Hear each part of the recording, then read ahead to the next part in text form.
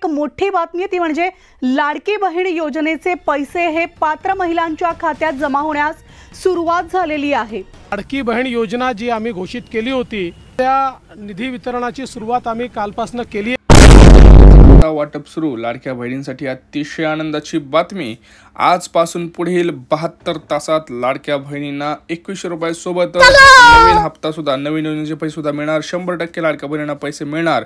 आता लाडक्या बहिणींना बघा 38,000 सोबत 25,000 रुपये अनुदान, तसेच 4 योजनांचे 30,000 रुपये जमा होणार। कोणत्या जिल्ह्यापासून सुरुवात होणार बघा काय म्हणाले मुख्यमंत्री। खामगाव, अमरावती, यवतमाळ, वर्धा, भंडारा, चंद्रपूर, नांदेड, हिंगोली, जालना, संभाजीनगर, लातूर सोबतच 4 चाकीवाल्या लाडक्या बहिणीचा विचार होणार।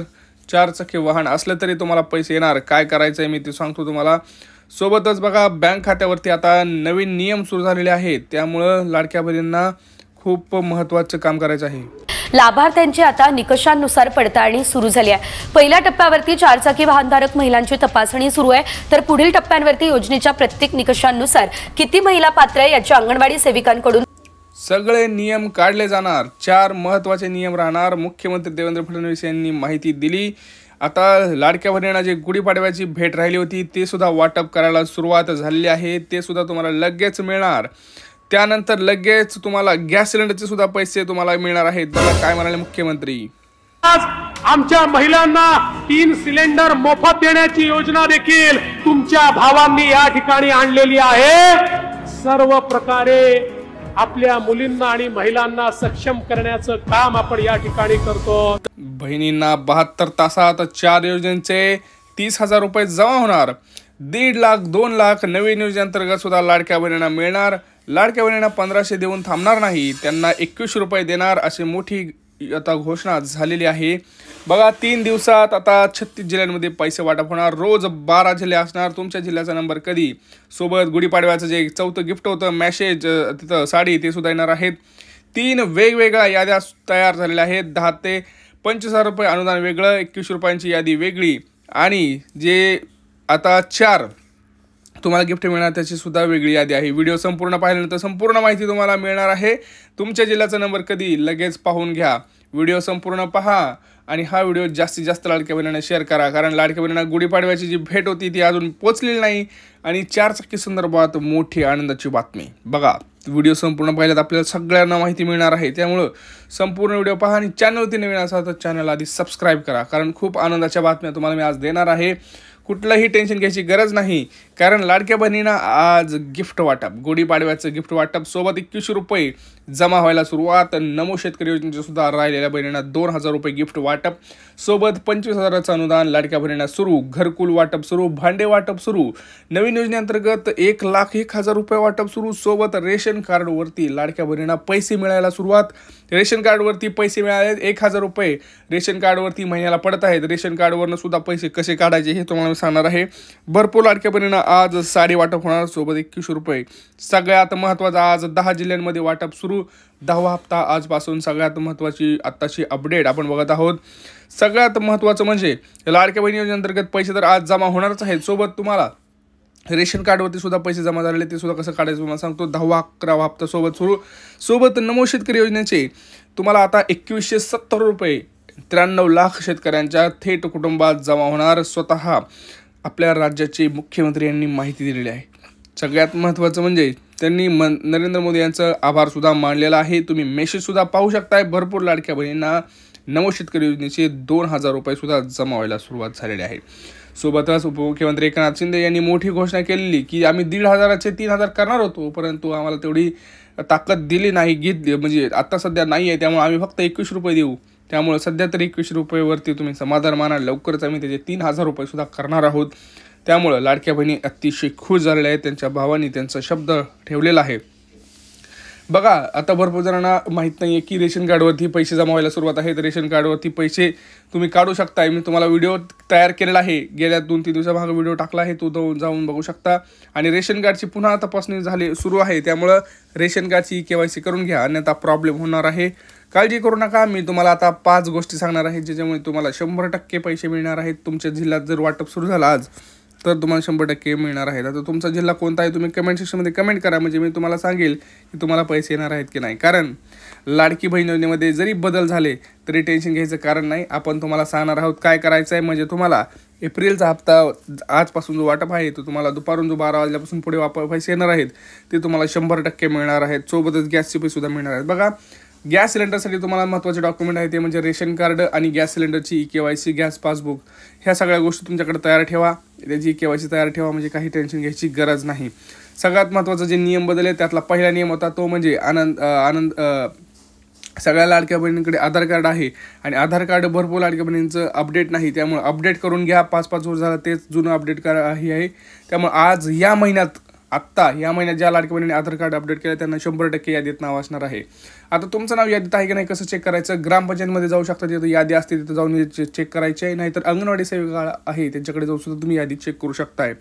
सोबतच तुम्हाला उत्पन्नाचा दाखला काढायचा आहे आणि रेशन कार्डची KYC, हे 3 महत्त्वाचे डॉक्युमेंट ज्या लाडक्या बहिणींकडे असतील त्यांना काही घाबरायचं टेन्शन नाही. त्यांचं नाव फिक्स यादीमध्ये असून त्यांना आज बँकेमध्ये पैसे जमा होऊ शकतात 100%. काही टेन्शन घ्यायची गरज नाही, कारण तुम्ही आपल्या चॅनलला सबस्क्राईब केलं आहे. तुम्हाला मी आता उपाय सांगितलेले आहेत. आता हा व्हिडिओ जास्तीत जास्त आपल्या लाडक्या बहिणींना शेअर करायचा आहे. सगळ्यात महत्त्वाची अपडेट म्हणजे भरपूर लाडक्या बहिणींना 25,000 रुपये आता भेटत आहेत. कोणत्या लाडक्या बहिणींना 25,000 भेटत आहेत? ज्या लाडक्या बहिणींना लाडकी बहीण योजनेमध्ये पैसे मिळतात आणि ज्यांना उद्योग छोटा मोठा व्यवसाय करायचा आहे, पापड, काही छोटा व्यवसाय, आपण जसं पापड असो, मसाले असो, काही असो, तसंच करायचं असेल तर तुम्हाला ते अनुदान 25,000 रुपयाचं मिळत आहे. त्यामुळे काही टेन्शन घ्यायची गरज नाही. सोबतच लाडक्या बहिणींना नवीन योजना आता सुरू झालेली आहे, त्याच्यामध्ये 1,01,000 रुपये लाडक्या बहिणींना मिळत आहेत. तर त्या योजनेचं नाव तुम्हाला मी सांगणारच आहे. व्हिडिओ संपूर्ण पहा. डिटेलमध्ये माहिती घेण्यासाठी आपल्या चॅनल आधी सबस्क्राईब करून ठेवा. बघा, सगळ्यात महत्त्वाचं नियोजन म्हणजे आता 50 लाख लाडक्या बहिणी बाद झालेल्या आहेत, कारण त्यांनी काय केलं, आपण जे व्हिडिओमध्ये सांगितली माहिती ती तयारी करून ठेवलीच नाही आणि अर्ज पडताळणी सुरू झाली आहे तुम्हाला माहिती आहे. आणि अर्ज पडताळणीमध्ये त्यांना ते कागदपत्र विचारलं गेलं आणि त्यांच्याकडे ते कागदपत्र नव्हतं, त्यामुळे त्यांना प्रॉब्लेम झाला. त्यामुळे आपण जे सांगितलेले कागदपत्र आहेत ते आजच काढून घ्या, अन्यथा प्रॉब्लेम येऊन तुम्हाला सुद्धा पैसे येणार नाही, तुमचं सुद्धा नाव यादीतून बाहेर काढलं जाईल. आता तुम्ही म्हणाल कोणत्या बँकेत पैसे जमा होणार. बँकेचे नाव जर मी घेतलं तर आज पोस्टाचं खातं असेल, SBI, ॲक्सिस बँक, परत ICICI, कोटक, सगळ्यात महत्त्वाचे अशा 5 ते 6 बँकांमध्ये आज पैसे वाटप होणार आहेत. सोबतच कोणत्या जिल्ह्यांपासून वाटप सुरू होणार आहे तर तुम्हाला मी आता सांगणार आहे. बघा, आज 10 मोठ्या जिल्ह्यांमध्ये वाटप जे आहे ते सुरू राहणार आहे. त्यामुळं तुमचा जिल्हा पटकन आधी कमेंट सेक्शनमध्ये कमेंट करा. चॅनलला सबस्क्राईब केलं नसेल तर करून घ्या.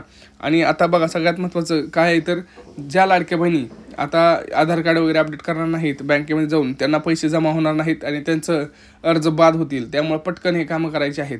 आता नवीन योजनेअंतर्गत 1,01,000 रुपये मिळणार आहेत. तर त्या योजनेचं नाव काय आहे तर लेक लाडकी योजना आहे, ज्याच्यामध्ये तुम्हाला 1,01,000 रुपये मिळतात. त्याचा फॉर्म तुम्हाला अंगणवाडीमध्ये भेटून जाईल, तिथं तुम्ही भरू शकताय. सोबतच तुम्हाला आता रेशन कार्डची KYC करावं लागणार आहे, नाहीतर 15 एप्रिलच्या तुमचं रेशन कार्ड बंद होईल. त्याचा फॉर्म कसा भरायचा आहे त्याचा मी व्हिडिओ बनवलेला आहे कालच 15 एप्रिलच्या अगोदर, तो तुम्ही जाऊन बघू शकता. तिथं फॉर्मसुद्धा मी भरून दिलेला आहे, कसं भरायचं आहे काय सगळं डिटेलमध्ये माहिती तिथं मी तुम्हाला दिलेली आहे. आत्ताच झालेली आहे मोठी बैठक, त्याच्यामध्ये लाडकी बहिणींना 3 गॅस सिलेंडर, सोबत गुढीपाडव्याचं गिफ्ट काय होतं तर आनंदाचं शिधा आणि साडी, हे सुद्धा वाटप सुरू झालेलं आहे. जवळच्या रेशन दुकानात जाऊन तुम्ही हे सगळ्या गोष्टी घेऊ शकता.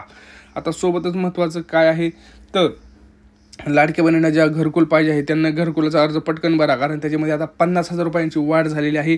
2.5 लाख रुपयापर्यंत आता तुम्हाला अनुदान मिळत आहे. त्यामुळे सर्व लाडक्या बहिणी खुश आहेत, कारण त्यांना आता 2 लाखाऐवजी आता 2.5 लाख रुपये मिळत आहेत. त्यामुळे तुम्ही पटकन ते काम करून घ्यायचं आहे. त्यामुळे मी जेवढे आता तुम्हाला महत्त्वाचा हा व्हिडिओ आपल्या ज्या लाडक्या बहिणींना शेअर करा, ज्यांना ज्यांना हप्त्याची गरज आहे, ज्यांना अशा महत्त्वाच्या व्हिडिओसाठी त्यांना पटापट शेअर करून टाका. आपल्या WhatsApp ग्रुप 3 ते 4 काम जे करेल ना ते 15 जणांना शेअर करा, कारण सगळ्यांना मदत करणे आपलं काम आहे. आणि आपल्या चॅनलला सबस्क्राईब करून ठेवा. सगळ्यात महत्त्वाची अपडेट म्हणजे स्वतः तुमचा कुठलाही प्रश्न आपल्याला काही महत्त्वाच्या माहिती आहेत कमेंट करा. ते आपण व्हिडिओमध्ये व्हिडिओ बनवून रूल विषयी काय म्हणालेले आहेत, काय त्यांचं नियोजन आहे, या सगळ्या गोष्टींची माहिती आपण एकत्रित या व्हिडिओमध्ये पाहणार आहोत. त्यामुळे व्हिडिओ खूप महत्त्वाचा आहे. शेवटपर्यंत पहा, चॅनलला सबस्क्राईब करा. भेटूया पुढच्या व्हिडिओमध्ये. काय म्हणाले 2100चा हप्ता मिळणार का महिला?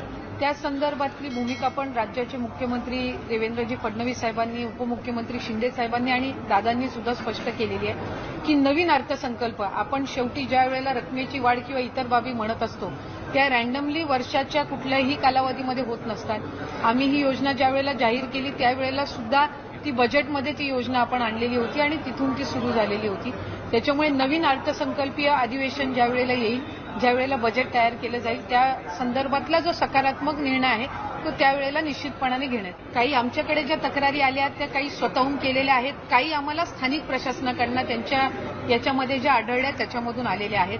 पण या कम्पॅरेटिव्हली एक साचा आम्हाला देतोय की कुठल्या 5 गोष्टींकडे आपल्याला लक्ष केंद्रित करायचंय आणि त्यानुसार आपण ही व्हेरिफिकेशन किंवा या ज्या काही इन्कम टॅक्स विभागासोबतच्या जे काही उत्पन्नाचं मॅच करण्याचे असतील किंवा 4 व्हीलरच्या ट्रान्सपोर्ट विभागासोबत असतील त्यानुसार ही आपण पावलं उचलत आहोत. याच्यामध्ये ज्या पात्र निश्चितपणाने ठरतील त्यांना ही योजना लागू राहणारच आहे, त्याबाबत काही नाही. जिथं दुबार ऍप्लिकेशन झाले, डबल ऍप्लिकेशन आहे किंवा जिथे आता त्यांचं स्थलांतर झालेलं असेल दुसऱ्या राज्यामध्ये, स्वाभाविकरित्या ते आपल्या शासन निर्णयामध्ये त्या पद्धतीच्या ज्या बाबी आहेत ते स्पष्ट केलेल्या आहेत. आम्ही फक्त GR अधिक काटेकोर पद्धतीने योजनेसाठी लाभार्थी म्हणून पात्र नाहीयेत. जर दुचाकीच्या वर जर कोणाची वाहनं 4 चाकीची असतील ते पात्र नाहीयेत. जर ते इंटरस्टेट जर मॅरेजेस झालेले असतील तर ते आता त्याच्यासाठी पात्र नाहीयेत.